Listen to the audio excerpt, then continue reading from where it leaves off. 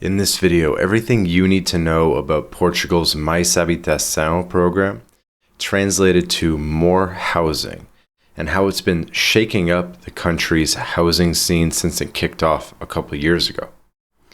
This is a big deal, whether you're an expat eyeing a move to Portugal, a traveler curious about the rental market, or someone looking about starting an Airbnb here. We're going to walk through how it all started, how it's evolved over the years, this program, and where things stand with the latest updates as of 2025. So let's start at the beginning. Mais Habitac was born in early 2023 under Portugal's then Prime Minister Antonio Costa and his Socialist Party government. Picture this: Portugal's housing market was a mess.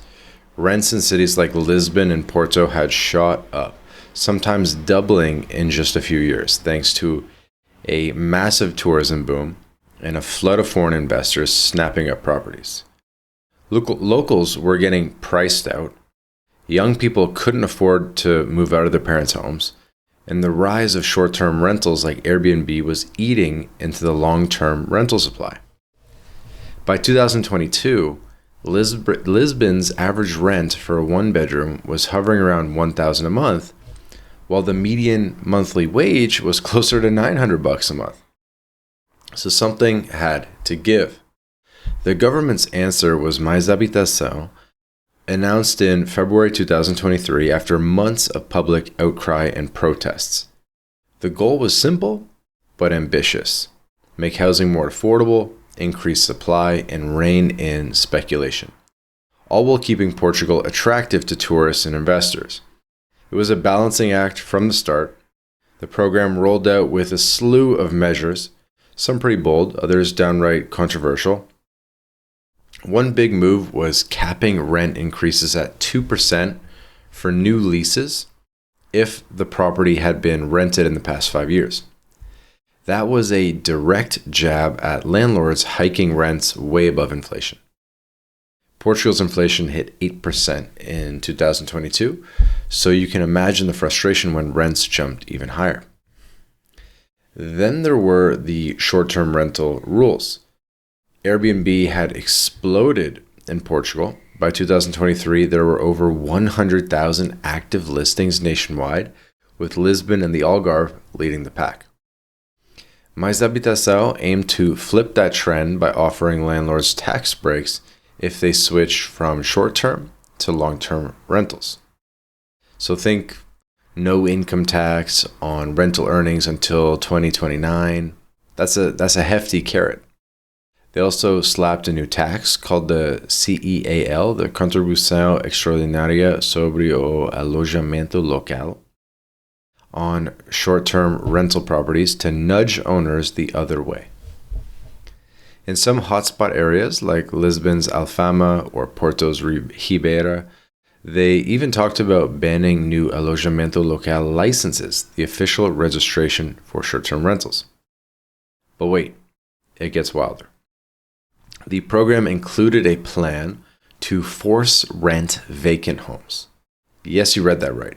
If a property sat empty for too long, the state could step in, rent it out, and pay the owner a quote-unquote fair rate.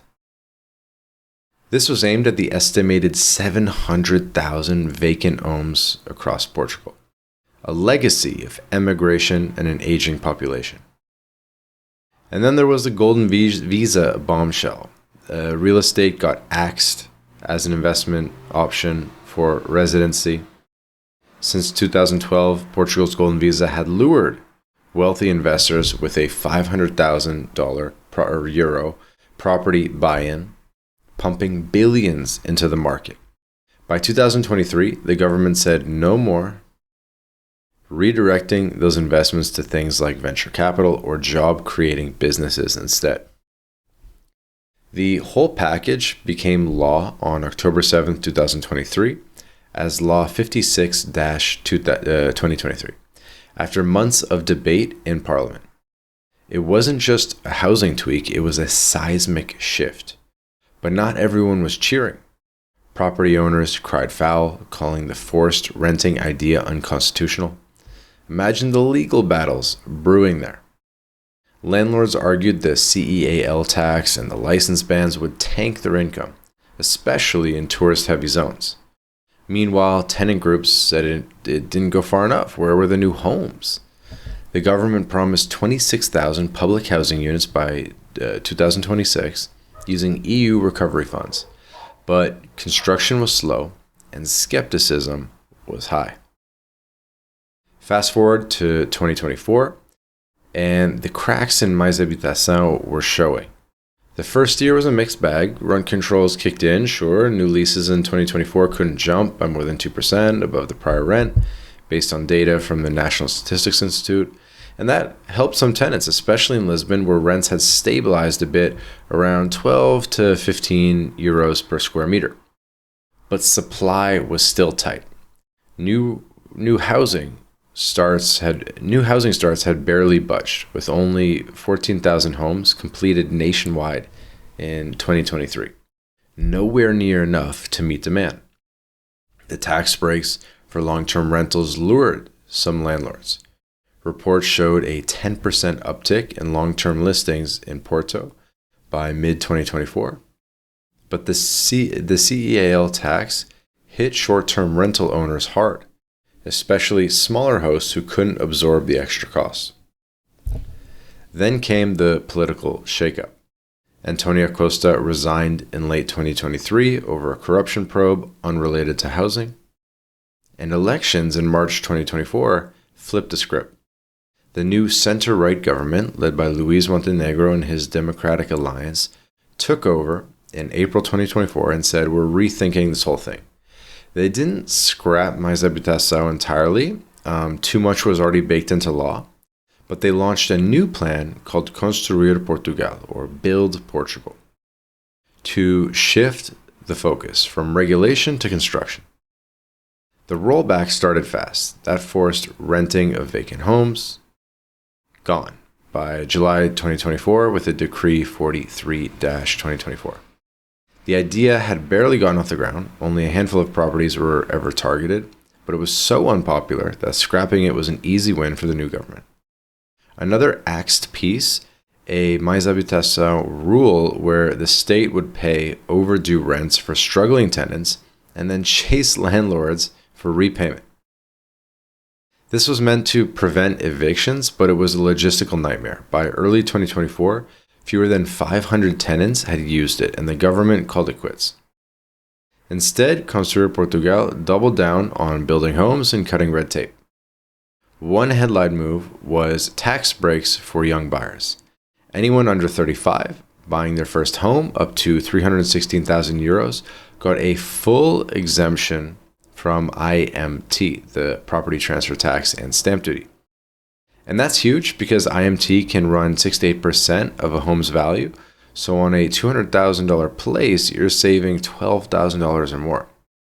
They also slashed VAT on construction and home rehab from 23% to 6%, hoping to spark more projects.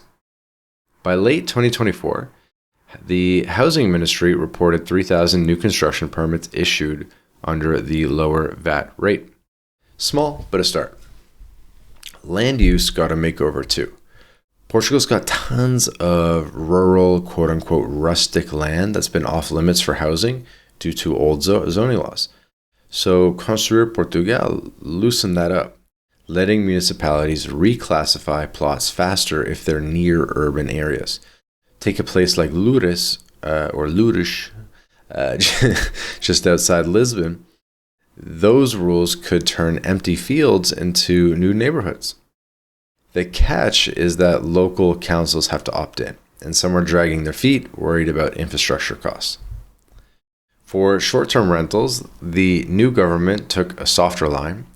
Mais Habitac had to push hard to limit Airbnb-style listings. By early 2024, Lisbon had frozen new licenses in quote-unquote containment zones like Bairro Alto. And Porto was mulling a 180-day cap on rental days. Montenegro's team pulled back.